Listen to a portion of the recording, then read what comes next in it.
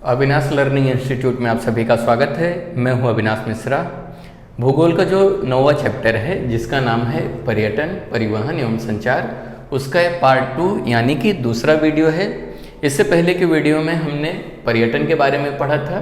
आज के इस वीडियो में हम परिवहन के बारे में पढ़ेंगे और अगले वीडियो में हम संचार के बारे में पढ़ेंगे। यानी इस चैप्टर को कंप्लीट करने के लिए मैंने 3 पार्ट में वीडियो बनाया है, तो ये दूसरा पार्ट है। अगर इससे पहले का वीडियो आपने नहीं देखा तो उसका डिस्क्रिप्शन में आपको लिंक मिल जाएगा, नहीं तो प्लेलिस्ट में जाके भूगोल का सभी वीडियो आप एक साथ देख सकते हैं। तो चलो लेक्चर शुरू करते हैं और समझते हैं। सबसे पहले देखते हैं ब्राज़ील में परिवहन। परिवहन का मतलब क्या होता है, पहले आप इसको समझ लो। किसी भी व्यक्ति और सामान को ले जाने के या ले आने के लिए जिस साधनों का प्रयोग करते हैं उसे हम परिवहन कहते हैं। उदाहरण के लिए अगर आपको गांव जाना होगा तो कैसे जाओगे? या तो आप 4 व्हीलर से जाओगे यानी कि अपने गाड़ी से जाओगे। किसके थ्रू जाओगे? रोड से जाओगे, है ना। या तो आप ट्रेन से जाओगे यानी रेलवे से अपने गांव जाओगे, या तो आप जहाज से अपने गांव जाओगे, है ना। तो ये सब माध्यम होते हैं, इसे हम लोग क्या कहते हैं? परिवहन कहते हैं। तो चलो समझते हैं ब्राज़ील में परिवहन। ब्राज़ील में सड़क परिवहन अधिक दिखाई देता है। अगर हम बात करें तो ब्राज़ील में सबसे ज़्यादा हमें क्या दिखाई देता है? सड़क दिखाई देता है। यानी कि सड़कों का उपयोग ब्राज़ील में ज़्यादा होता है। लोग सड़कों के माध्यम से ज़्यादा आते जाते हैं। समझ में आ गया? देश के परिवहन तंत्र में आधे से अधिक हिस्सा सड़क परिवहन का है। अगर हम बात करें ब्राज़ील में पूरे देश में तो आधा उसमें सड़क दिखाई देता है, बाकी जो आधा बचेगा उसमें आपको रेल दिखाई देगा, हवाई जहाज़ दिखाई देगा और जो रहेगा नाव वगैरह वो सब दिखाई देगा, यानी कि जल परिवहन दिखाई देगा। सड़कों का घनत्व पूर्वी भाग में केंद्रित हुआ है। तो अगर हम ब्राज़ील की बात करें तो अगर आप पूर्वी दिशा में देखोगे पूर्व की तरफ तो वहाँ आपको सड़क ज़्यादा दिखाई देता है ब्राज़ील में। पश्चिम की ओर अमेज़न नदी के वनाच्छादित प्रदेशों एवं दलदली भूमि के कारण सड़क मार्गों का विकास सीमित है। अगर हम बात करें ब्राज़ील के पश्चिमी भाग में, ब्राज़ील के पूर्वी भाग में आपको सड़क ज़्यादा दिखाई देता है, लेकिन ब्राज़ील के पश्चिमी भाग में आपको सड़क कम दिखाई देगा। क्या कारण है इसका? तो क्योंकि ब्राज़ील का एक कारण है पश्चिमी भाग में क्यों कम दिखाई देता है, क्योंकि जो अमेजन नदी का मैदान है वहाँ पे वनाच्छादित यानी कि घने जंगल पाए जाते हैं। और क्या पाया जाता है? दलदली भूमि, यानी वहाँ की जो जमीन है वो दलदल है, सड़क बनाने योग्य नहीं है। यही कारण है कि ब्राज़ील के पश्चिम की ओर सड़क जो है हमें कम दिखाई देता है और पूर्व की तरफ सड़क ज़्यादा दिखाई देता है। हो गया।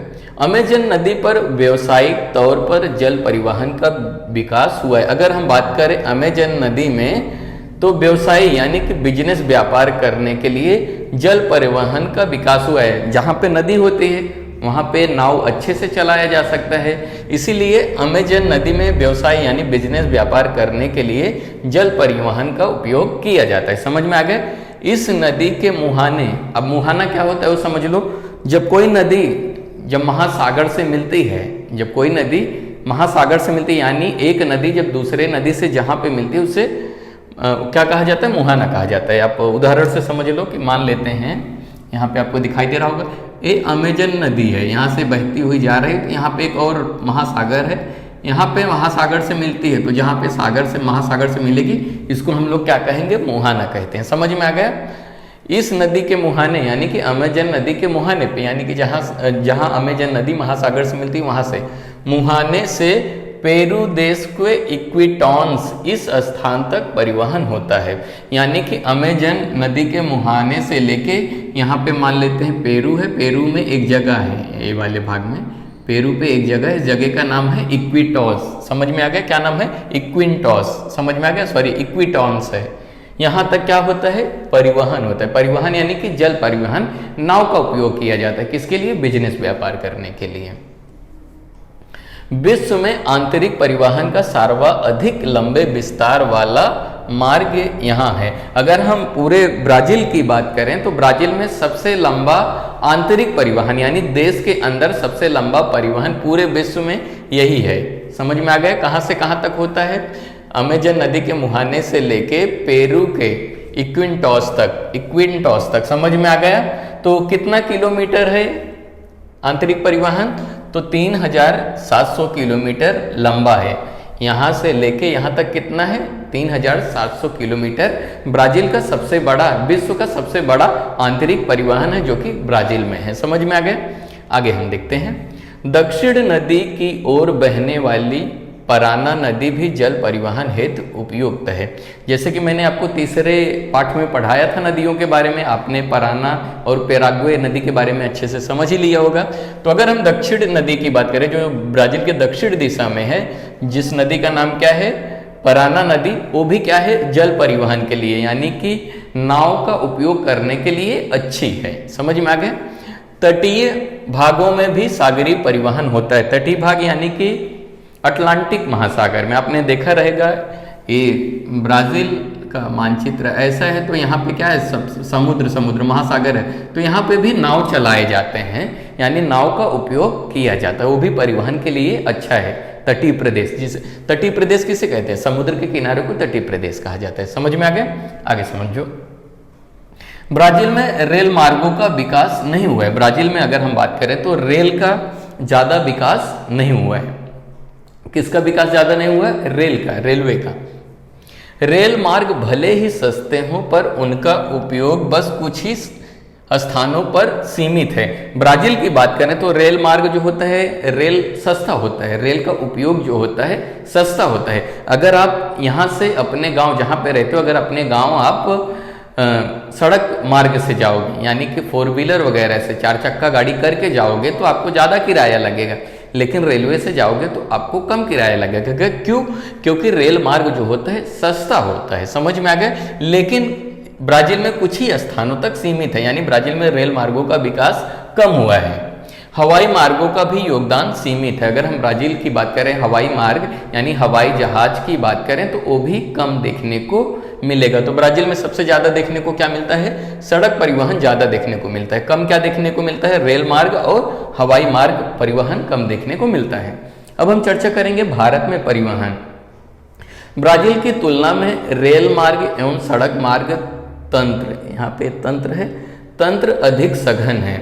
अगर हम बात करें ब्राजील की तुलना में तो भारत में आपको ज़्यादा रेल मार्ग और सड़क परिवहन ब्राजील से ज़्यादा देखने को मिलेगा। यानी भारत में ब्राजील से ज़्यादा रेल मार्ग और सड़क मार्ग देखने को मिलता है। सड़क मार्गों में हर वर्ष करीब 5% यात्री परिवहन एवं 70% माल परिवहन होता है। तो सड़क मार्गों से क्या क्या परिवहन किया जाता है, यानी किन चीज़ों को ले आया जाता है? तो यहाँ पे यात्री कितने प्रतिशत परिवहन किए जाते हैं? 5%, और माल जो भी वस्तुएं होती हैं उसका 70% परिवहन होता है। किससे? सड़क मार्ग से होता है भारत में। रेल मार्गों के विकास के कारण यात्री और माल परिवहन सुलभ हो गया है। अभी भारत में सामान को ले जाने के लिए या ले आने के लिए या यात्रियों को ले जाने के लिए ले आने के लिए रेल का उपयोग अधिक होता है। क्यों? क्योंकि वो सस्ता होता है। समझ में आ गया। भारतीय अर्थव्यवस्था के वृद्धि हेतु रेल मार्गों का योगदान महत्वपूर्ण है। अगर भारत में अर्थव्यवस्था यानी भारत की कमाई को बढ़ाना है, भारत की जो कमाई उसको बढ़ाना है, तो रेल का उपयोग ज़्यादा करना पड़ेगा। इसलिए भारत में रेल का उपयोग ज़्यादा किया जाता है। समझ में आ गया।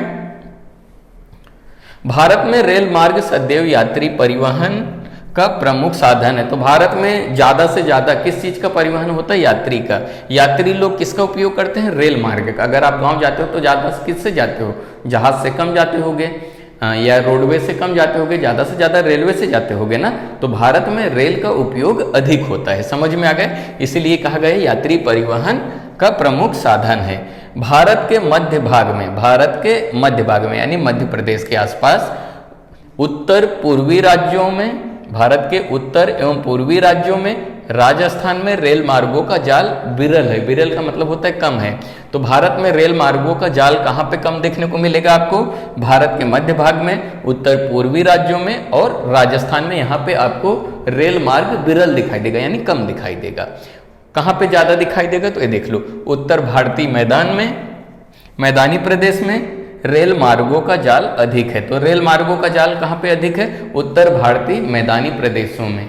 समझ में आ गया। भारत का जो उत्तर प्रदेशी मैदानी प्रदेश है वहां पर रेल अधिक दिखाई देता है, क्योंकि रेल पटरियां बिछाने के लिए समतल जमीन की जरूरत होती है। तो भारत का उत्तर भारतीय मैदान है वो एकदम समतल है। समतल होने के कारण वहां पर रेल मार्ग ज्यादा दिखाई देता है। समझ में आ गया। जिस देश का विस्तार अधिक होता है, भारत कैसे एक अधिक विस्तार वाला देश है, यानी बहुत दूर तक फैला हुआ देश है, उस देश में दूर के अंतर पार करने हेतु रेल मार्गों का महत्व अधिक होता है। जो देश बड़ा होता है दूर दूर जाने के लिए वहां पे रेल का उपयोग अधिक किया जाता है। यहाँ पे इसका मतलब समझो, दूर के अंतर पार करने के लिए, यानी दूर दूर जो अंतर होती है उसको पार करने के लिए रेल का उपयोग अधिक किया जाता है। आगे समझो, जल मार्ग परिवहन का सस्ता साधन है। परिवहन में सबसे जो सस्ता होता है वो जल मार्ग होता है। जल मार्ग यानी कि जो नाव का उपयोग, जो जहाज का, पानी वाला जहाज का उपयोग किया जाता है वो काफी सस्ता होता है। देश के कुल परिवहन मार्गों में आंतरिक जल मार्गों का हिस्सा केवल 1% है। भारत की बात करें तो कुल परिवहन में आंतरिक जल मार्गों का खाली 1% उपयोग होता है। समझ में आ गया। इसमें कहाँ पे वो 1% उपयोग होता है? नदियों में, नहरों में, खाड़ियों में, जलाशयों में, इस सब में क्या होता है? जल परिवहन का उपयोग होता है। बहुत ही कम उपयोग है, सिर्फ 1% है। समझ में आ गया। अंतरराष्ट्रीय व्यापार में 95% व्यापार सागरीय मार्ग से होता है। तो भारत की बात करें अगर अंतरराष्ट्रीय व्यापार यानी दूसरे देश से अगर व्यापार करने की बात आए तो सबसे ज्यादा उपयोग किसका यहाँ पे किया जा रहा है? 95% व्यापार सागरीय मार्ग से होता है, यानी समुद्रों के द्वारा किया जाता है, यानी जहाज, पानी वाले जहाज का उपयोग किया जाता है। अंतरराष्ट्रीय व्यापार के अतिरिक्त देश की मुख्य भूमि एवं द्वीपों के दरमियान भी परिवहन हेतु जलमार्ग का उपयोग किया जाता है। अगर भारत की जो मुख्य भूमि है वहां से किसी द्वीप में जाना, जैसे कि अंडमान निकोबार पे आपको जाना है, तो उसके लिए क्या करना पड़ेगा? नाव का उपयोग करना पड़ेगा। तो उस द्वीपों में जाने के लिए भी नाव का उपयोग किया जाता है भारत में। ठीक है, आगे समझो। हो गया। ब्राजील की तुलना में भारत में अंतरराष्ट्रीय वायु परिवहन अधिक विकसित है। अगर हम बात करें ब्राजील की तुलना में तो भारत में अंतरराष्ट्रीय वायु परिवहन यानी कि जहाज का उपयोग ज्यादा होता है। कौन सा जहाज का? हवाई जहाज का उपयोग। अंतरराष्ट्रीय यानी जो दूसरे देश में जाते हैं, तो ब्राजील से ज्यादा भारत में उसका उपयोग होता है और अधिक विकसित है। विदेशी तथा आंतरिक हवाई मार्गों का उपयोग भी बढ़ रहा है। तो अगर हम भारत की बात करें तो विदेश में भी जहाजें जाती हैं और देश के अंदर यानी कि आंतरिक भागों में भी हवाई मार्गों का उपयोग काफी बढ़ गया है। तो वीडियो कैसा लगा बच्चों, कमेंट करके जरूर बताइए। अगर अभी तक मेरे इस चैनल को आपने सब्सक्राइब नहीं किया तो सब्सक्राइब कर लीजिए। वीडियो देखने के लिए धन्यवाद।